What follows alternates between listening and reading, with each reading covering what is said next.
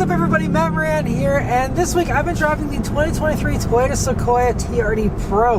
And so, the one thing that I still absolutely love about these new Sequoias is this motor. It's been about 11 months since I last drove the Sequoia, but this motor has definitely made a mark. As I got back into this thing and I was like, yes, this is what I love about this thing, is this engine.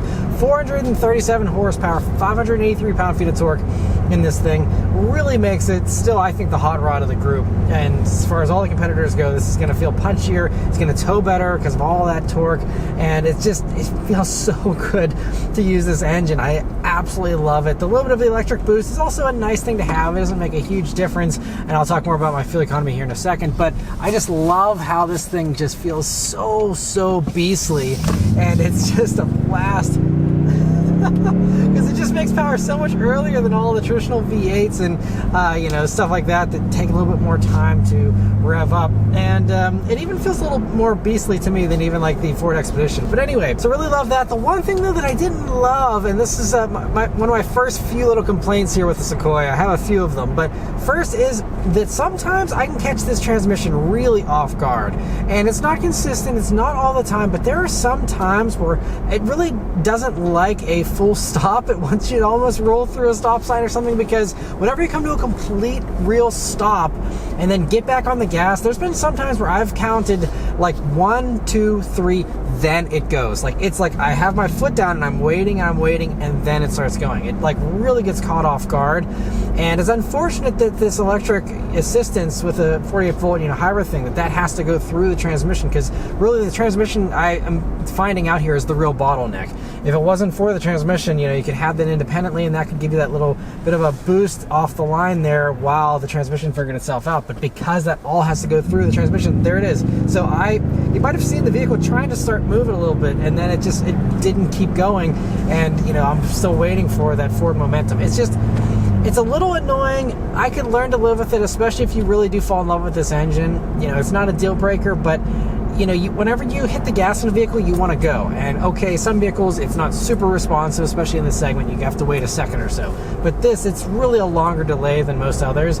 And I don't understand, what's going on, because it's not something that was really super annoying whenever I had the Tundra for a week, and whenever I drove one of these around, a year ago on the launch event.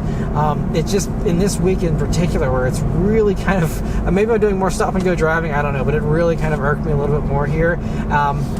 One thing though, that is really nice with that hybrid assistance, again, is the fuel economy you get here. And it is slightly better than some of the competitors, but it's really not a huge difference. So over my driving here during this whole week, I've been averaging 15.5 mpg. So I know that whenever I had the Tahoe for a week, that I ended up getting 15 mpg in too. That's with its big V8. This is supposed to be more efficient, and yet, I'm maybe getting a tiny boost in fuel economy there, but not a lot. I mean, I do love it. It's really intelligent with the way it shuts down the engine whenever you're coasting a lot of the times, and it's really intelligent with the way that it also kicks back on.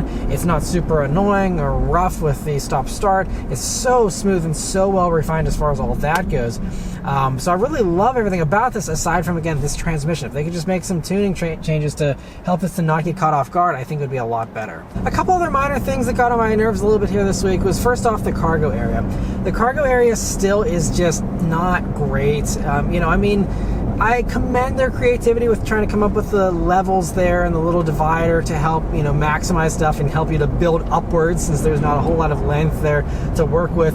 But it just, in a vehicle like this, you want cargo space. That's one of the main reasons why you buy something huge like this.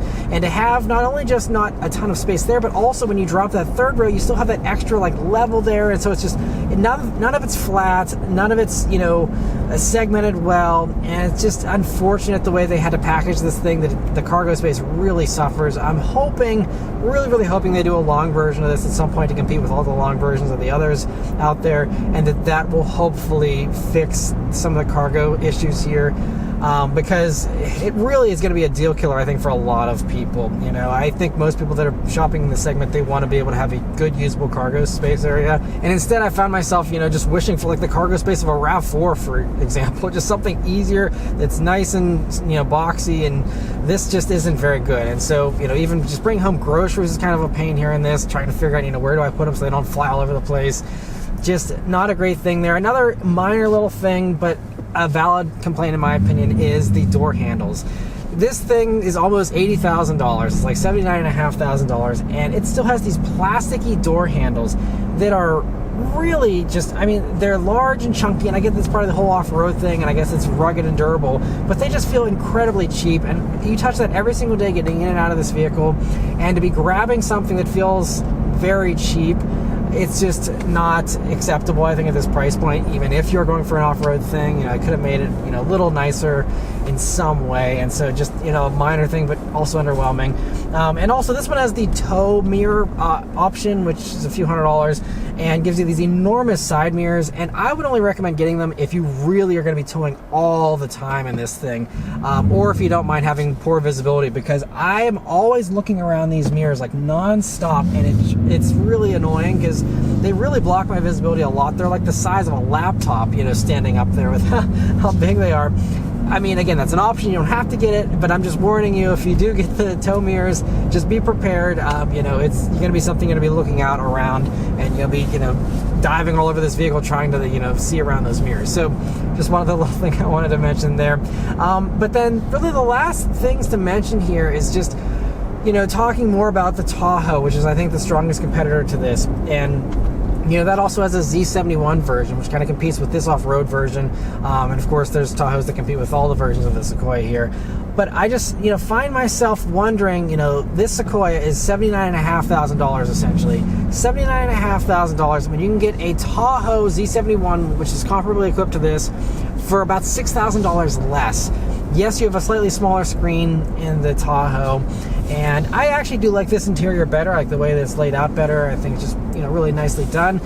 But it's still a lot of hard plastic in here and stuff. It's hard to justify this for $6,000 more. I like the engine. I do think I actually prefer this over the V8 from a power standpoint, but it's also hard to beat the V8, especially with the buyer of this vehicle. A lot of those people really still love a V8. And so it's already an uphill battle switching to the V6 here in this, and then also having people pay an extra $6,000 for that privilege of ditching the V8. You know, I don't know. It's a little bit of a tough sell for me with the Sequoias here, unfortunately. I like them, and I think, you know, they're not bad aside from the cargo complaint there, but, and I love this motor to death. I wish they put this motor in everything, but it's just, you know, just the way they had to package this vehicle and the compromises they had to make with this, I think really just make it a tough sell for a lot of people, unfortunately. Now, the good news is, you know, if you don't need to have this insane amount of power, and if you don't need to have a ton of towing capacity, Toyota now has a solution that came out with pretty quick here with the Grand Highlander, which I'll be driving here relatively soon. I haven't driven it yet as of the time of me filming this now, but you know, Grand Highlander is going to fix all those things. It's going to have a huge cargo area. It's got a nice roomy third row, even better than this. It's going to just be a really nice improvement, I think, in a lot of ways for those who find some stuff lacking in the Sequoia. As long as you don't need the trucky thing here of the Sequoia, the Grand Highlander is going to be a great alternative. Overall, still, you know, I just keep coming back to the fact that I love the way this thing drives. It's really pretty refined, even though this one has some extra road noise here with the roof rack and the, you know, off-road tires, but it's still a really nice driving vehicle. I like it a lot. I just wish that, you know, they didn't have to make the compromises with the packaging.